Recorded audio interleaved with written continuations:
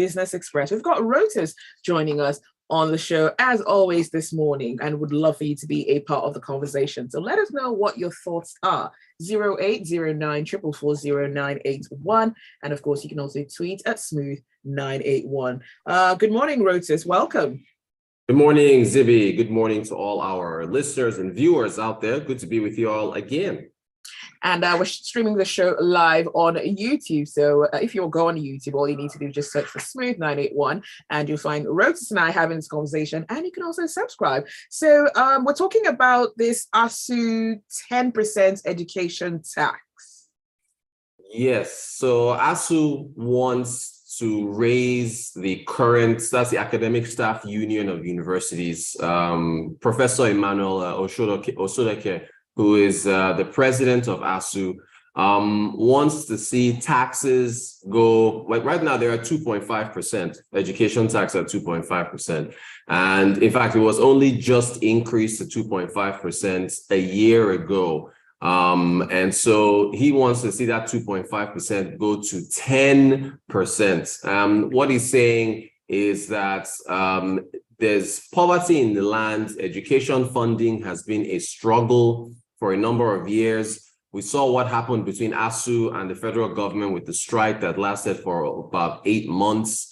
The government is still yet to meet up with its funding of ASUU. And so they're saying, look, why don't we turn to the private sector? And he's saying the wealthiest companies, the biggest companies should be paying this 10% tax in order to fund education. So that's the position that ASUU is taking. Okay, so does this rationale actually make a lot of sense? Well, ASUU thinks it makes sense because they're trying to find more money. But the issue is that somebody's got to pick up that bill, right? And so that to the private sector, it doesn't make sense. They're saying that no, you can't burden us by taxing us to our eyeballs in order to try to find funding for public universities. You're going to have to find that money from elsewhere. So that's the position of many. Also, they're saying, how well has that 2.5% tax? How well has it performed? So that's where the private sector is coming from. Okay, so let's talk about the 2022 finance bill. What is it calling for with regards to education tax? Yeah, that bill hasn't even been signed yet. So it was supposed to be signed last week, along with the 2023 budget. But I understand President Buhari sent it back to the National Assembly to review it. But be that as it may, it was passed by the National Assembly. It just hasn't been signed into law by the president yet. But the bill is calling, among a number of other things, it's calling for an increase to 3%. So you can imagine only just increasing the tax from 2% to 2.5% last year. And now you've got a finance bill that is asking for it to now be raised to 3%. So Nigeria has a lot of revenue challenges with respect to oil not performing as well as it should be. I think the government's share of oil revenue through November of last year was 587 billion. I think they projected like 2 or 3 trillion or something like that. And so it didn't perform well at all. And so they're looking for money elsewhere. And that's why they're trying to use this finance bill to try to raise revenue through taxes on a number of things. Okay, let's talk about Taiwo Oyedele, who is a fiscal policy partner and African tax leader. Now, he had some opinions to share about this education tax. Can we talk about that? What did he say exactly? Yeah, he was essentially saying that the private sector is overtaxed. I mean, he mentioned so many other taxes, police fund, a NITDA tax, I mean, the current 2.5% tax. He said if you add everything up, effective tax for corporations in Nigeria is over 40%. And it's one of the highest in the world. And he's saying that, well, over the last 10 years, I think education taxes have contributed about 2 trillion naira over the last decade how much, what have we done with that money? How well has it been spent? So there might be a transparency issue there as well with respect to making sure that money goes where it's supposed to go. So that was his position. All right, can we take a few comments? Of course. All right, this one is from Frank, and he says, good morning. I don't subscribe to the increase in education tax to 10%. Let ASUU account for what they have done with the 2.5 that they've already had. There is a lot of fraud in that system, and more allocation to it won't solve the issue. Moreover, companies are already burdened with so many taxes. Let's give them a breathing space. And, all right. Benga says, even if education tax is increased to 50%, will it be enough to fund education? Secondly, what's the value of an education that doesn't provide students with skills to survive in today's world? All these theories that have no practical applications that they teach here, of what value is it? Okay, thank you for your messages. Good points there. Yeah, thank you. Thank you for those points. The WhatsApp number is 0809 440 981, so you can keep your messages coming. Let's talk about Bismarck Rewan. What does he say about the ASUU requests? Yeah, so he wasn't in support of it either. He was saying that although he says that education is a right and it's what should be enjoyed by every eligible Nigerian, but taxing the corporates is not the answer.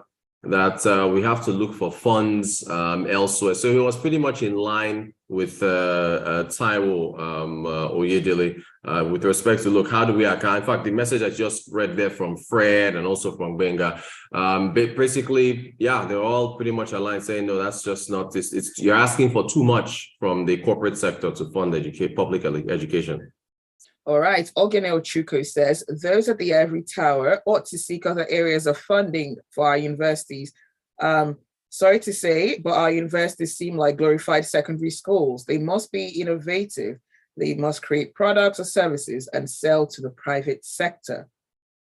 Good point. Benga says, what about providing better technical education in technical colleges and polytechnics, overhauling the curriculum in line with realities of today? Solid. I agree. All right, so let's come to the budget. What is Nigeria's 2023 budget allocation for education? And does it actually meet with the United Nations threshold? It doesn't, Zibby, it does not. 1.79 trillion is what they allocated to education for 2023. I think that's only about 8.2% of the budget. Last year, 2022, it was about 7%. So it's an improvement from 2022, but the threshold is 20%. So you're looking at allocating almost 3 times as much money. Maybe 3-4 trillion naira. There should be a whole lot more allocated to education. Even that 1.79 trillion, I mean, all that money gets to go there. That's just what they budgeted, and it's based on the revenues they expect to receive that they would be able to fund it. So we're still well below where we need to be as far as how much of your budget should be allocated to education. Joel says, good morning. Someone should please tell ASUU to focus on lecturing. They give us handouts and textbooks as old as 1980 without changing and are demanding changes in funding. All right, that is from Joel. Speaking about that, we're going to have the ASUU president on Lagos Talks this morning. So it will be nice for you to tune in. Oh, that's going to be a good show. Yes, it comes up from 9 a.m. All right. Nice. Shibike says education is a right, basic education that is. Higher education is entirely dependent on a person's life choices. Everyone doesn't have to go to a university. In fact, I think a great deal of what we call educating at that level could be a waste of time. That's an interesting perspective. Interesting indeed, very. All right, so I want to ask this though. What is the solution for public education? Fuel subsidy money has been suggested. I mean, is this viable? Yeah, Bismarck Rewane made that suggestion. He said, take the money from, so this is part of the argument for removing fuel subsidies and putting it elsewhere. Because I think we've budgeted about 3 trillion for fuel subsidies through June of this year. If you extend it to December, you're spending almost 6 trillion naira on fuel subsidies. If you took that money, you could fully fund education, right, in Nigeria. So the issue is, this whole fuel subsidy talk, if you take it away, can you quickly apply it somewhere else where the effect can be felt? So if you think about all the money they've owed ASUU, all the education funding gaps, if you took fuel subsidy money, you could probably meet that threshold. So that's what Mr. Rewane was suggesting, and it makes sense. It's a matter of trusting whether the government will do that, transparently and effectively. All right. I want to ask this, though, still talking about education. Now, the APC candidate has suggested student loans. What do you think of this idea? Well, the thing is, how do you fund them? I mean, I'm glad that this education is a topic that everybody's talking about, and, but because he's popular, he's running for president, he's made it a topic as well. But the issue is he hasn't really told us his plan for how the loans will be funded. Is it coming from government? And if it's coming from government, he also said that if you're a student, you won't pay back the loan until you get a job. And, jobs are scarce. So, the fear is the default rates. We've thought of, you think about where AMCON is and how it is backing up a number of companies that have folded. My worry is look at what America, it doesn't even work there. I mean, Joe Biden has had to introduce debt forgiveness for student loans over there. So my worry is that unemployment is so high, you don't know when the students will get the job, where they may default on the loan. That will now create another big debt gap for Nigeria. So I don't know if that student loan, unless he has a plan to get the banks involved and other companies involved, I don't know how that's going to work. I've got a message, and this one says, school and advanced economies fund education majorly through grants and endowments. Let Nigerian universities work on this. They can attract such funds through research and a robust alumni network. They should stop expecting free money. They should go to work. And, Good point. Sunday says, our government at all levels have taken us hostage. Rather than look at how they can reduce public expenditure in regards to overheads, they're increasing it. For example, the National Assembly jacked up the budget this year when the public were complaining about that what they were getting before was too much. Now they want to overburden the private sector. No way. Solid points today. Solid from our listeners. As always, our listeners are always on points. And I've got one more message. This one is from Benga, and he says, in fact, does a university education guarantee you a job in Nigeria today? Organizations today value what skills you have and can use, not that you can recite the dictionary.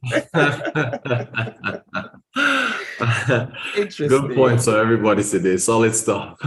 All right. Well, that's all the time that we have for Business Express this morning. Thank you, Rotus. Thanks, Zibby. Thanks to all our listeners and the messages. And everybody should tune in for the ASUU President Lagos Talks. I think that will be a very interesting conversation. Thank you guys so much. All right. And that's it for Business Express on Lagos Talks coming up from 9 a.m. We're talking about the student loan bill, and Professor Shodeke will be joining us for that conversation. And that's for Business Express. Have a brilliant time with me on a smooth breakfast, because it continues. Express on Smooth 98.1, brought to you by Nairametrics, creating wealth through information.